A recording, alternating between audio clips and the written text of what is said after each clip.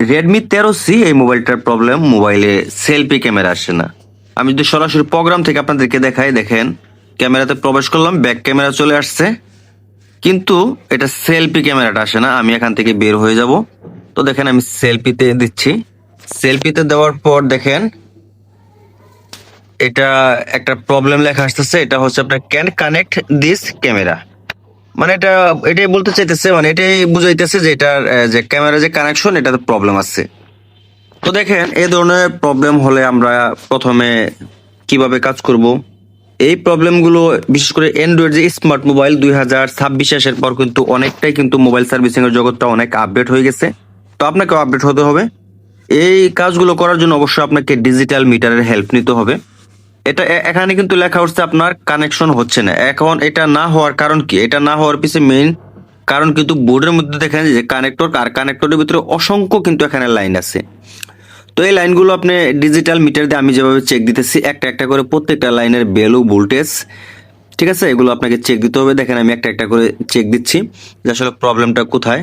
আমি যে উপরের লাইনগুলো চেক দিলাম, এই কানেক্টরের লাইনগুলো, এখানে দেখেন এখানে কোথাও কোনো প্রবলেম দেখাচ্ছে না, যদিও মিটারটা আমি ফেস করিনি। তো এখানে কোথাও কোনো প্রবলেম দেখাচ্ছে না। তাহলে প্রবলেমটা কোথায়? এই ধরনের প্রবলেম অনেক সময় আপনার যেখান থেকে আপনার ক্যামেরার লাইনগুলো আপনার ইন হয়, ভোল্টেজটা যায়। তো দেখেন এটা কিন্তু মেন পয়েন্টগুলো হচ্ছে এই যে ক্যাপাসিটার দেখতে পাচ্ছেন, 2-3টা ক্যাপাসিটার, এখান থেকে কিন্তু এটা ভোল্টেজটা আপনার ইন হয়েছে ক্যামেরাতে, সেলফি ক্যামেরাতে।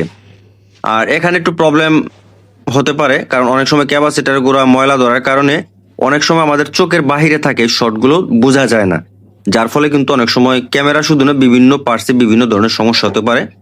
তো যেহেতু এখান থেকে আপনার ভোল্টেজটা আপনার ক্যামেরাতে ইন হয়েছে, যার কারণে আমি এই জায়গাটা ভালো করে একটু সোল্ডারিং করে নেবো। তাতালের সাহায্যে দেখেন হালকা হালকা ভাবে আমি সোল্ডারিং করে নিচ্ছি। আপনারা এইভাবে কাজগুলো করবেন। যদি আপনি দেখেন যে ভোল্টেজ এবং প্রত্যেকটা লাইনের ভ্যালু ঠিক আছে, সেই ক্ষেত্রে আপনি সার্ভিসিং করে দেখতে পারেন। বাট মিটারে যখন আপনি চেক দিবেন সমস্যাটা কোথায়, এক চান্সে কিন্তু আপনার কাছে চলে আসবে। এটা আমি চেক দিচ্ছি, এটার মধ্যে কোথাও কোনো প্রবলেম দেখাচ্ছে না, যার ফলে আমি এই সাইডটা ভালো করে সোল্ডারিং করে নিচ্ছি। যেহেতু এখান থেকে ভোল্টেজটা আপনার ইন হয়েছে, এখানে শর্ট থাকলে মোট কথা ক্যামেরা চলবে না। তো দেখেন আমি ভালো করে তাতাল দিয়ে একটু সোল্ডার করে পরিষ্কার করে নিলাম।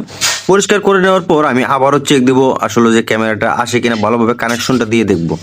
দেখেন ক্যামেরাটা আমি বসাই দিচ্ছি, এখন মোবাইলটা আমি চালু করবো, ব্যাটারি কালেকশন দিচ্ছি। ব্যাটারি কালেকশনটা দেওয়ার পর ভালোভাবে আমি মোবাইলটা চালু করব। দেখেন হ্যাঁ, যে অলরেডি যে মোবাইলটা চালুই ছিল। তো প্রবলেমটা ছিল আপনার সেলফি ক্যামেরাতে কানেকশন ফেল দেখাইতেছিল, যার ফলে আমি কিন্তু কানেকশনগুলো ভালোভাবে ক্লিন করে নিচ্ছি।